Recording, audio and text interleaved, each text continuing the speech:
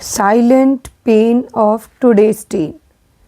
WHO और Indian mental health studies के according ये पता चला है कि पिछले 10-12 सालों में टीनेज बच्चों के अंदर एंजाइटी का लेवल डबल हो चुका है। डिप्रेशन अलार्मिंग स्टेज में जा चुका है और ख़ुद को हार्म करने की टेंडेंसी बहुत ज़्यादा बढ़ चुकी है। और आपको पता है सबसे शॉकिंग चीज़ जो है वो ये है कि एज अ पेरेंट हमें इसके बारे में पता ही नहीं होता है। हमें पता ही नहीं होता है कि हमारा बच्चा किसी भी तरीके के मेंटल इश्यूज़ या किसी भी तरीके के प्रॉब्लम्स को फेस कर रहा है। हमें ये लगता है कि बच्चा स्कूल जा रहा है, क्लासेस अटेंड कर रहा है, फ्रेंड्स से बात कर रहा है, टेलीफोन यूज़ कर रहा है और हम ये सोच लेते हैं कि ये सारी एक्टिविटीज़ अगर हमारा बच्चा कर रहा है तो वो बिल्कुल नॉर्मल है, सब कुछ ठीक चल रहा है। बट ऐसा नहीं है। टीनेज की प्रॉब्लम्स आपको उनके बिहेवियर से पता नहीं चलती है। टीनेज की प्रॉब्लम्स आपको उनके साइलेंस से पता चलती है। टीनेज एक ऐसी एज है जहाँ पे बच्चा खुद को प्रोटेक्ट करने के लिए साइलेंट हो जाता है। जब उसे ये लगना शुरू होता है कि लोग उसे नहीं समझ पा रहे हैं, उसके पेरेंट्स उसको नहीं समझ पा रहे हैं, उसको जज कर रहे हैं, तो बच्चा अपने फीलिंग्स और इमोशंस को शेयर करना बंद कर देता है। एज अ साइकोलॉजिस्ट मैं जब भी किसी टीनेज बच्चे से बात करती हूँ तो बच्चे के अंदर बस एक ही दो सवाल होते हैं। पहला कि क्या उसके पेरेंट्स उसे बिना जज किए सुनेंगे। सेकंड, हमेशा एक कंप्लेन कि मेरे पेरेंट्स मुझे गलत समझते हैं, मेरे पेरेंट्स मेरी फीलिंग्स और इमोशंस को नहीं समझते, उन्हें समझ नहीं आ रहा कि मैं किस चीज़ से डील कर रही हूँ।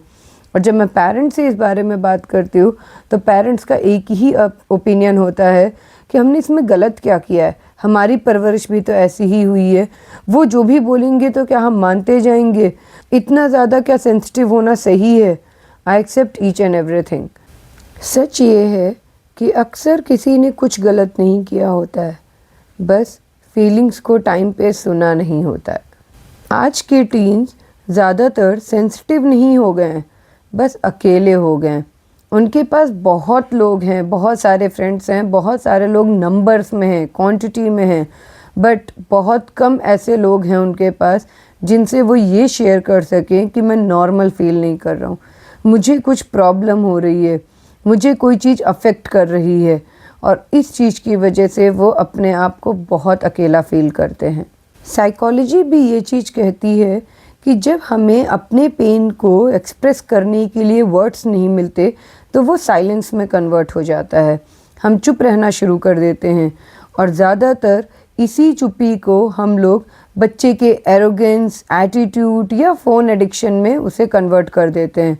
हम ये कहने लगते हैं कि बच्चे के अंदर बहुत ज़्यादा एटीट्यूड है इसलिए वो किसी से बात नहीं कर रहा, बहुत ज़्यादा एरोगेंट बच्चा है, तमीज़ नहीं है, इसकी वजह से वो किसी से बात नहीं कर रहा।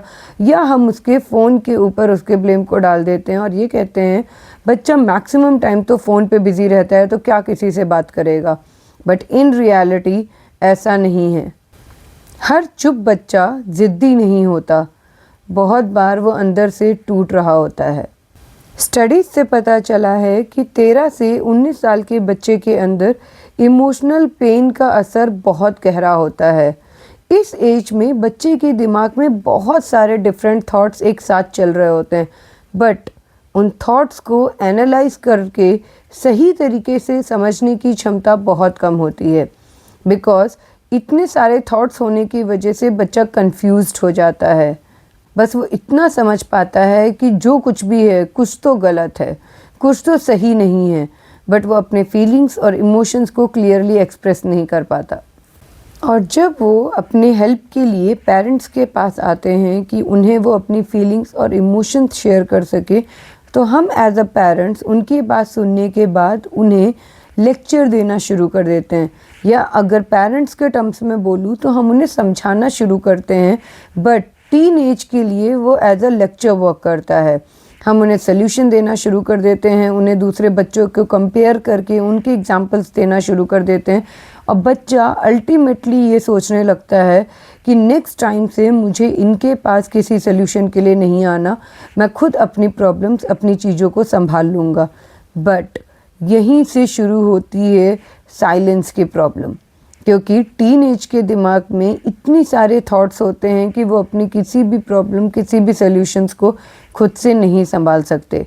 एंड स्लोली एंड ग्रेजुअली जब वो आपसे भी चीज़ों को नहीं शेयर कर पाते और ख़ुद भी नहीं संभाल पा रहे होते हैं, तो वो साइलेंस को अपनाना शुरू कर देते हैं। आजकल के टीन्स को ये लगता है कि उनके पेरेंट्स उन्हें नहीं समझ पा रहे हैं। उन्हें ये नहीं है कि उनके पेरेंट्स उनसे प्यार नहीं करते या उनकी केयर नहीं करते। बस उन्हें ये लगता है कि वो जब अपनी फीलिंग्स और इमोशंस को अपने पेरेंट्स से शेयर करने की कोशिश करते हैं, तो उनके पेरेंट्स उन फीलिंग्स और इमोशंस को नहीं समझ पाते। फ्रॉम द नेक्स्ट टाइम अगर आपका बच्चा कभी भी आपसे अपने कोई इमोशंस या फीलिंग्स शेयर कर रहा हो, तो उसे सुनने की कोशिश करें। उसे अपने टाइम, अपने एग्जाम्पल्स के साथ कंपेयर मत करें। आपके और उसके बीच में बहुत टाइम गैप है। आपके और उसके बीच में बहुत सारी चीज़ें चेंज हो चुकी हैं जो आज के टाइम पे शायद वर्क नहीं करती। आज मैं सारे पेरेंट्स से एक रिक्वेस्ट करना चाहती हूँ, एक इमोशनल अपील करना चाहती हूँ कि अगर आपका बच्चा कभी भी ये बोले कि नहीं मैं ठीक हूँ, बस थोड़ा सा मूड ऑफ है, बाकी कुछ नहीं है, मैं सही हूँ, तो प्लीज़ उसकी बातों को एक्सेप्ट मत करें, उसकी बातों को मान मत लीजिए। क्योंकि हो सकता है वो ये टेस्ट करने की कोशिश कर रहा हो कि अगर मैं अपने पेरेंट्स को इस तरीके से बोलूँगी तो क्या उसके बाद भी वो आके मेरी फीलिंग्स और इमोशंस के बारे में पूछेंगे, क्या वो उन्हें जानने की कोशिश करेंगे। तो प्लीज़ अपने बच्चे को टाइम देना शुरू करें और उसके इमोशंस और फीलिंग्स को जानना शुरू करें। आपको कोई सुपर हीरो बनने की ज़रूरत नहीं है, इवन एक परफेक्ट पेरेंट बनने की भी कोई ज़रूरत नहीं है। बस ज़रूरत है इमोशनली अवेलेबल होने की। कभी कभी फ़ोन को साइड रख देना और बच्चे के साथ बैठकर सिर्फ इतना कह देना कि मैं हूँ, बताओ क्या बात है, यही बहुत है बच्चे के लिए। और अगर आपको ऐसा लगता है कि आपका बच्चा ऑलरेडी बहुत दूर जा चुका है, वो अपने इमोशंस और फीलिंग्स को अब आपके साथ शेयर नहीं करता, तो प्लीज़ ये मत सोचिए कि अब कुछ नहीं हो सकता। कभी भी किसी भी वक्त आप अपने कनेक्शंस को वापस से रीबिल्ड कर सकते हैं। बस ज़रूरत है उनको टाइम देने की और उनकी बातों को बिना जज किए सुनने की। लास्ट में मैं बस इतना ही कहना चाहूँगी कि आज के टीनेजर्स किसी अटेंशन की डिमांड नहीं करते। वो बस इतना चाहते हैं कि उन्हें अपने इमोशंस, फीलिंग्स को महसूस करने की परमिशन दी जाए।